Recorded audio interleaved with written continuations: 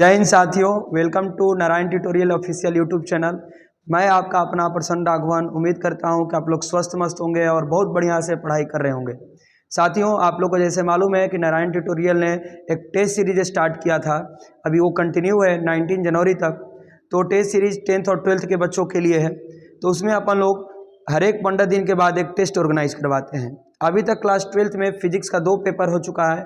जो पहला पेपर हम लोग का हुआ था वो 8 अगस्त को हुआ था। उसी पेपर का हम लोग डिस्कशन स्टार्ट कर रहे हैं। ये जो पेपर है कम्प्लीटली बोर्ड बेस्ड है और ये पेपर को आप लोग दिए हैं। लगभग हमारे साथ बहुत सारे बच्चे जुड़े हुए हैं। मोर देन 500 बच्चे हमारे साथ ज्वाइन किए हुए हैं। तो ये पेपर का एक आप जब डिस्कशन मैं कर रहा हूँ तो ये डिस्कशन का आप लोग एक अलग से कॉपी बना लीजिएगा और उस सारे नोट्स को लिखते जाइएगा, यहाँ से नोट डाउन करते जाइएगा। ये जो डिस्कशन है एग्जाम के टाइम ये क्वेश्चन आपको बहुत हेल्पफुल रहेंगे। बोर्ड में आपके लगभग इसी तरह का क्वेश्चन आपके बोर्ड में पूछे जाएंगे। तो चलिए स्टार्ट करते हैं। इस पेपर में एकदम कम्प्लीटली आप लोग तो जानते हैं कि कम्प्लीटली सीबीएसई बेस्ड है, कम्प्लीटली सीबीएसई बेस्ड है। तो इस पेपर को अपन लोग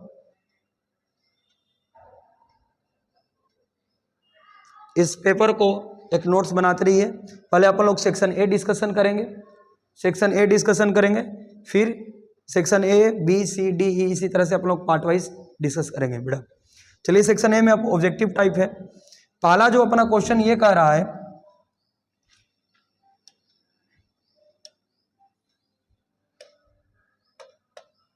पहला क्वेश्चन कह रहा है कि the electric potential on the axis of electric dipole at a distance from its center is V.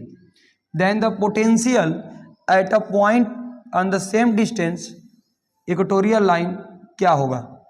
इस क्वेश्चन को पहले अपन लोग इलेक्ट्रिक डाइपोल को समझते हैं, फिर अपन लोग इसको कैलकुलेट करेंगे। यार अपन लोग जानते हैं बाबू कि जब दो इक्वल और अपोजिट चार्ज कुछ स्मॉल डिस्टेंस से सेपरेटेड हो, इधर मान लो माइनस क्यू और कुछ डिस्टेंस पर प्लस क्यू, जब दो इक्वल एंड अपोजिट चार्जेस कुछ स्मॉल डिस्टेंस से सेपरेटेड रहते हैं उसे अपन लोग इलेक्ट्रिक डाइपोल कहते हैं। और डाइपोल के एक्सिस वाले पॉइंट को एक्सियल पॉइंट कहते हैं और डाइपोल से परपेंडिकुलर वाले पॉइंट को इक्वेटोरियल पॉइंट कहते हैं। तो ये हमारा हो जाएगा एक्सियल पॉइंट और ये हो जाएगा इक्वेटोरियल पॉइंट।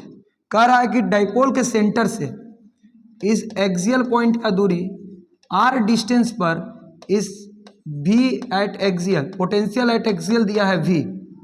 तो पूछा है कि इस डाइपोल के सेंटर से इक्वेटोरियल पॉइंट, जो पॉइंट ये भी r डिस्टेंस पर है, तो इस पॉइंट पर पोटेंशियल एट इक्वेटोरियल कितना होना चाहिए।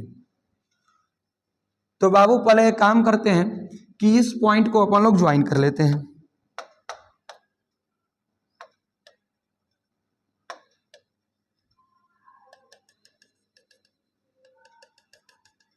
इस डिस्टेंस को यदि मैं L कंसिडर करूं, ये भी डिस्टेंस L हो जाएगा क्योंकि ये सेंटर ऑफ डाइपोल है। ये R है, ये L है, यहाँ पर 90 डिग्री बन रहा है, तो ये हो जाएगा under root R square plus L square, और ये भी डिस्टेंस हो जाएगा under root R square plus L square. हम जानते हैं कि पॉइंट चार्ज की वजह से जो पोटेंशियल होता है वो पोटेंशियल होता है Q/R, V is equal to Q/R, जहाँ पर Q को विथ साइन पुट करेंगे, तो V इसको मैं फर्स्ट चार्ज कंसीडर करता हूँ और इसको मैं सेकेंड चार्ज कंसीडर करता हूँ। तो potential due to first charge at equatorial point के चार्ज को विथ साइन पुट करते हैं तो माइनस Q, अपन में डिस्टेंस कितना है √R square plus L square, और potential due to second charge at equatorial point हो जाएगा कि चार्ज को विथ साइन पुट करते हैं तो Q हो जाएगा और डिस्टेंस हो जाएगा √R square plus L square, अब इस पॉइंट पर V नेट एट इक्वेटोरियल अपने को निकालना है। तो सिंपली V1 प्लस V2 कर देंगे हम जानते हैं कि पोटेंशियल जो होता है स्केलर क्वांटिटी होता है, तो सिंपली जुड़ जाएगा। तो potential due to first charge जो आया है वो आया है माइनस के क्यू अपन में root over are square plus L square, plus से potential due to second charge जो आया है वो आया है के क्यू अपन में root over are square plus L square. ये दोनों कैंसिल हो जाएगा, इक्वल एंड अपोजिट है। तो V net at equatorial, V net at equatorial, V net at equatorial जो होगा वो कितना हो जाएगा, 0 हो जाएगा। बड़ी ध्यान देने वाली बात है कि potential due to dipole at equatorial point बेटा कितना होता है, 0। ये बात याद रखें। तो इसी तरह से कंसेप्ट आएगा अपने आगे इक्विपोटेंशियल सरफेस, ऐसा सरफेस जो डाइपोल से परपेंडिकुलर हो, ऐसा सरफेस जो डाइपोल से परपेंडिकुलर हो, उसके हर एक पॉइंट का पोटेंशियल कितना हो जाएगा, 0। मतलब हर एक पॉइंट का पोटेंशियल क्या हो जाएगा, सेम। तो उसी सरफेस को अपन लोग इक्विपोटेंशियल सरफेस कहा देंगे आगे चल के। क्लियर है ना। आगे कंसेप्ट में अपन लोग क्रैश कोर्स वाले कोर्स में उसको लेकर आएंगे। तो ऑप्शन इस क्वेश्चन का ऑप्शन कौन सा हो जाएगा अपना, ऑप्शन डी। इक्वेटोरियल पॉइंट पर डाइपोल की वजह से पोटेंशियल 0 हो जाता है। नेक्स्ट क्वेश्चन पर पहुंचते हैं। क्वेश्चन नंबर 2 ये कह रहा है कि the potential difference of 200 volt is maintain across the 100 ohm resistance. The number of electron, number of electron मतलब नंबर ऑफ चार्ज पूछा है, पासिंग इन 1 सेकेंड, 1 सेकेंड में कितने चार्ज पास करेंगे।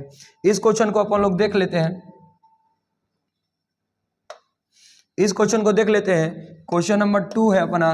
क्वेश्चन नंबर 2 ये कह रहा है कि एक हमारे पास रजिस्टर है और उसमें एक सेल लगाए हुए हैं। सेल का पोटेंशियल दिया है 200 वोल्ट और यहाँ पर रेजिस्टेंस दिया है 100 ओम। तो पूछा है कि यहाँ से 1 सेकेंड में कितने इलेक्ट्रॉन पास करेंगे, करंट नहीं इलेक्ट्रॉन। तो अपन लोग जानते हैं करंट इजकल टू क्यू बटे t, current is equal to q बटे टी। तो क्यू इजकल टू क्या हो जाएगा, आई इंटू टी। पर अपने को आई नहीं मालूम है, आई मिल जाएगा, टाइम दिया है तो चार्ज निकाल लेंगे, चार्ज मिल जाएगा तो मल्टीप्लाई करके इसे अपन लोग निकाल लेंगे नंबर ऑफ इलेक्ट्रॉन। तो पहले आई निकाल देते हैं। ओम लॉ से हम लोग जानते हैं V is equal to I R होता है, तो आई इजकल टू हो जाएगा वी अपन में आर। तो वी अपना दिया है 200 और आर दिया है 100, तो ये आ गया 2 एम्पियर। करंट कितना हो गया, 2 एम्पियर। तो यहाँ से चार्ज बराबर क्या हो जाएगा, आई का वैल्यू 2 एम्पियर और टाइम दिया है 1 सेकेंड, तो ये हो जाएगा 2 कूलम ऑफ चार्ज। पर हमसे पूछा है नंबर ऑफ इलेक्ट्रॉन बताइए, नंबर ऑफ इलेक्ट्रॉन बताइए। तो हम लोग क्वांटाइजेशन ऑफ चार्ज यूज कर लेते हैं। Q is equal to n e होता है, Q is equal to n e होता है। इलेक्ट्रॉन पूछा है तो यहाँ पर चार्ज माइनस आएगा, ये भी माइनस होगा। Q का वैल्यू पुट करते हैं तो -2 coulomb is equal to minus n number of charge, I into charge on electron होता है 1.6 इंटू 10 की पावर -19 कूलम।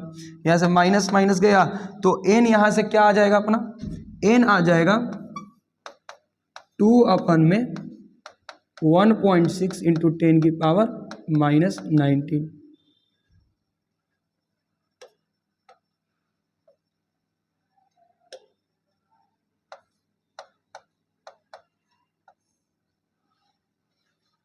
ठीक है, तो इसको सॉल्व कर लीजिए। ये पॉइंट हटाइए, ऊपर 10 भेजिए और ये भी, इसको सॉल्व करते हैं यार।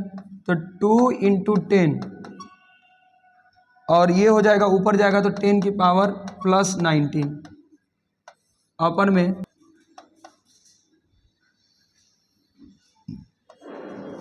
20 10/8 5/4 दैट इज 1.25 इंटू 10 की पावर 19 इलेक्ट्रॉन पास किए हैं। तो कितना हो गया, 1.25 इंटू 10 की पावर 19 इलेक्ट्रॉन अपना पास करेगा 1 सेकेंड में। तो कौन सा ऑप्शन हो जाएगा, तो अपना ऑप्शन हो गया 1.25 इंटू 10 की power 19, that is option A.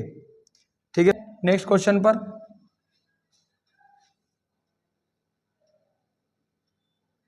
Question number 3। Question number 3 कह रहा है कि an electric dipole is placed in non uniform electric field, placed in non uniform electric field. Non uniform electric field मतलब हर एक point पर electric field का value same नहीं होगा। कैसे अपन लोग ड्रॉ करते हैं, क्लास में इसको अपन लोग डिस्कस भी किए थे। अब देख लीजिए, मान लो बाबू कि ये एक पॉइंट हम मान लेते हैं ए और एक पॉइंट ये मान लेते हैं बी। तो ए पर इलेक्ट्रिक फील्ड का वैल्यू ज़्यादा है और बी पर इलेक्ट्रिक फील्ड का वैल्यू कम है। हम लोग लिख सकते हैं कि electric field at A is greater than electric field at B. क्यों? क्योंकि यहाँ पर इलेक्ट्रिक फील्ड लाइंस दूर दूर है और यहाँ पर इलेक्ट्रिक फील्ड लाइंस पास पास है। तो ए पर इलेक्ट्रिक फील्ड ज़्यादा है और बी पर इलेक्ट्रिक फील्ड कम है। तो यहाँ पर एक चार्ज हम ले लेते हैं माइनस क्यू और यहाँ से एक चार्ज ले लेते हैं प्लस क्यू। तो ये अपना क्या बन गया, इलेक्ट्रिक डाइपोल।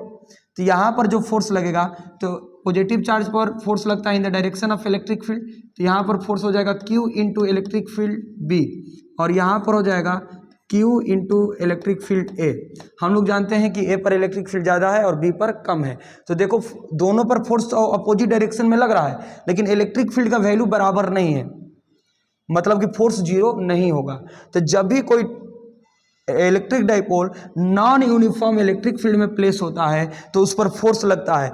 क्योंकि दोनों फोर्स का लाइन ऑफ एक्शन सेम नहीं है, ऊपर वाला फोर्स इस लाइन पर है, नीचे वाला फोर्स इस लाइन पर है, दोनों का अलग अलग है। तो ये दोनों फोर्स मिलकर इस डाइपोल को रोटेट करवा देंगे तो इस पर टॉर्क भी आ जाएगा। तो जब भी कोई electric dipole non uniform electric field में प्लेस होता है तो उस पर फोर्स और टॉर्क दोनों लगता है, दैट इज ऑप्शन सी हो जाएगा।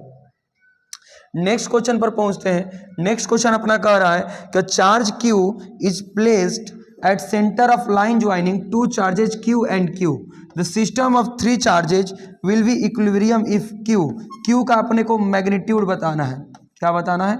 मैग्नीट्यूड, और साथ में साइन भी बताना है कि कैपिटल Q का कितना वैल्यू होगा कि दो चार्ज Q और Q के बीचों बीच वाले पॉइंट पर रखें तो ये तीनों चार्ज मिलकर इक्विलिब्रियम में रहे।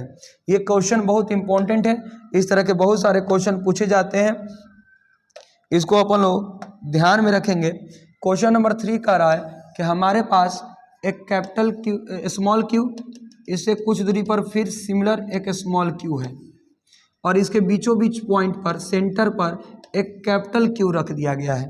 तो यदि इस डिस्टेंस को मैं बाबू R कंसीडर करूं तो ये भी डिस्टेंस कितना हो जाएगा? R हो जाएगा। इसको मैंने फर्स्ट चार्ज माना, इसको मैंने सेकंड चार्ज माना और इसको मैं थर्ड चार्ज कंसीडर कर रहा हूं। देखो ध्यान से, यदि तुमसे दो क्वेश्चन पूछे जाएंगे कि थर्ड चार्ज को पोजीशन बताइए कहाँ पर रखें ताकि वो इक्विलिब्रियम में रहे। एक क्वेश्चन ये होता है, उस कंडीशन में हम थर्ड चार्ज को इक्विलिब्रियम में कंसीडर करेंगे। यदि तुमसे पूछे कि थर्ड चार्ज का मैग्नीट्यूड और साइन क्या होगा तो उसमें हम फर्स्ट नहीं तो सेकंड, दोनों में से किसी एक चार्ज को इक्विलिब्रियम में कंसीडर करेंगे। हमसे पूछा है थर्ड चार्ज का मैग्नीट्यूड और साइन, तो कैसे अपन लोग कैलकुलेट करेंगे? तो फर्स्ट चार्ज पर हम फोर्स देख लेते हैं। तो पहली बात, ये भी सेम सिमिलर चार्जेज हैं दोनों, फर्स्ट और सेकेंड। तो सेकेंड वाला इस पर इधर रिपल्सन वाला फोर्स लगाएगा तो force on first due to second, अब ये हो जाएगा क्योंकि दोनों सिमिलर है।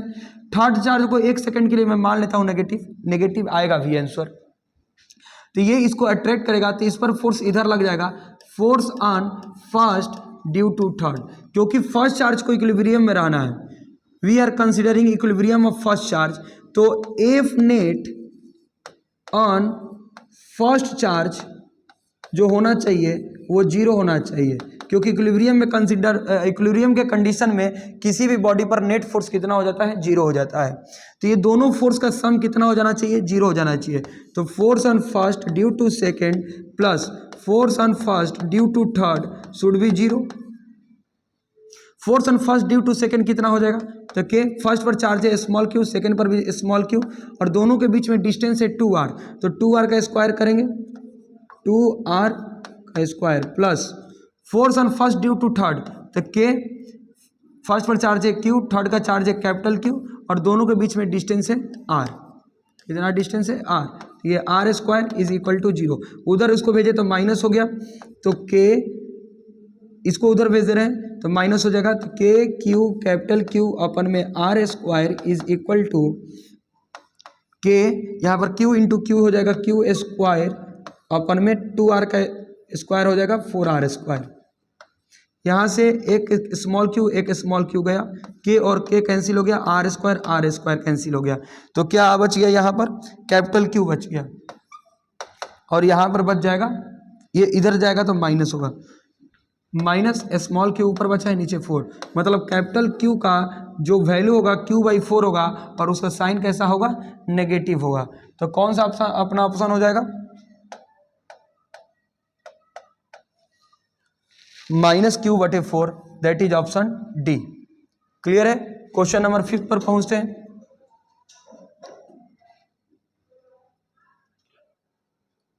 क्वेश्चन नंबर 5 कह रहा है कि एन इलेक्ट्रिक डाइपोल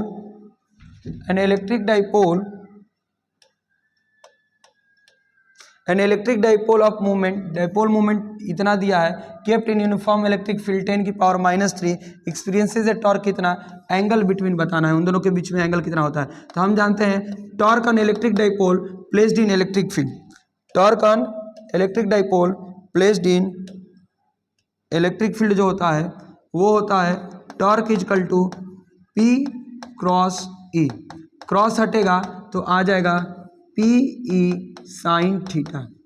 अपने को टॉर्क दिया है, डाइपोल मूवमेंट टॉर्क दिया है 2 × 10⁻⁸, 2 × 10⁻⁸, डाइपोल मूवमेंट दिया है 4 × 10⁻⁵, और इलेक्ट्रिक फील्ड दिया है 10⁻³ इंटू साइन थीटा। यहाँ पर देखा जाए तो ये 2 से 2 टाइम्स में गया, यहाँ पर 10⁻⁵, 10⁻³ 10⁻⁸, 10⁻⁸ कैंसिल हो गया, तो यहाँ पर बचा 1 = 2 × साइन थीटा। तो साइन थीटा = आ गया 1/2, मतलब थीटा बराबर साइन थीटा 1/2 कब होता है, जब थीटा बराबर 30 डिग्री, मतलब कि डाइपोल मूवमेंट और इलेक्ट्रिक फील्ड के बीच में जो एंगल है वो 30 डिग्री है, that is option A correct हो गया अपना। नेक्स्ट पार्ट पूछा है, next question number 6, which of the following is vector quantity यार, इलेक्ट्रिक चार्ज यार scalar quantity, electric flux scalar quantity, electric potential scalar quantity, electric field क्या होता है, वेक्टर क्वांटिटी। क्लियर है। नेक्स्ट क्वेश्चन पर पहुंचते हैं। क्वेश्चन नंबर 7, क्वेश्चन नंबर 7 कह रहा है कि charge on body carries 200 extra electron, charge on body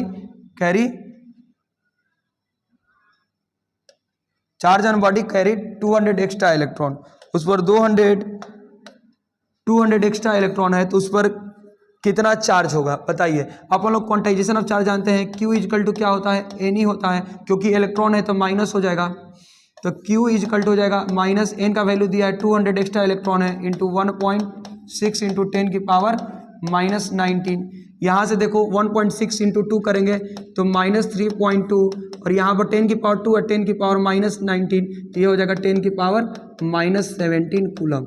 इस बॉडी पर जो चार्ज आएगा -3.2 × 10⁻⁻17, that is option C. Next question है the SI unit of surface integral of electric field. बड़ी ध्यान से देखो, surface integral of electric field पूछा है। अपन लोग जानते हैं भाई कि फ्लक्स क्या होता है, flux is the integral of close integral of E.dA। Flux क्या होता है, क्लोज इंटीग्रल ऑफ E.dA। यही तो पूछा है सरफेस इंटीग्रल, मतलब कि एक्चुअली ये surface integral of electric field कहने का मतलब क्या पूछा है, फ्लक्स। क्या पूछा है, इलेक्ट्रिक फ्लक्स। तो इलेक्ट्रिक फ्लक्स का अपने को ऐसा यूनिट बताना है यार, तो बताओ ना यार, इलेक्ट्रिक फील्ड का यूनिट क्या हो जाएगा, न्यूटन अपन में कूलम, और एरिया का यूनिट होता है मीटर स्क्वायर।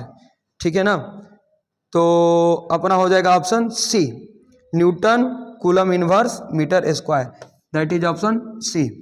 तो अपन लोग ऑब्जेक्टिव का यहाँ पर क्वेश्चन नंबर 1 से 8 तक डिस्कस किए। उम्मीद करता हूँ कि तुम लोग को समझ में आया होगा। एक अलग से नोट्स कॉपी बनाकर ये सारे क्वेश्चन को नोट डाउन करें, एग्जाम के समय मदद करेगा। मिलते हैं नेक्स्ट पार्ट में, तब तक के लिए थैंक यू, जय हिंद।